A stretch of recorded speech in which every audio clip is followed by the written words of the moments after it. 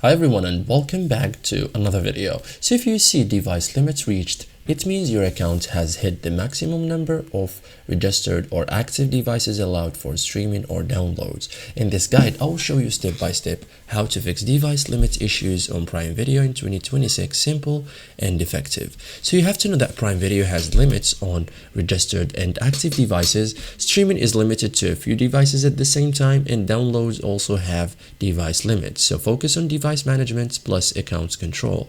So first thing you can do is sign out from unused devices. So open Prime Video on devices you don't use, sign out of your account. It frees up active session slots. Okay, you can remove registered devices, so this is important, like go to your Amazon account, open manage devices or your devices, find Prime Video devices and deregister unused or old devices. Okay, so this removes devices permanently from your account. Okay, you can also restart your current device, like restart your TV, phone or streaming device. Okay, so this refreshes device recognition. Okay, otherwise wait a few minutes. Like after removing devices, wait 5 to 10 minutes. The system may take time to update. Okay, also avoid excessive downloads, like delete all downloaded videos, limit downloads to a few devices, because download limits also affect device usage. Okay,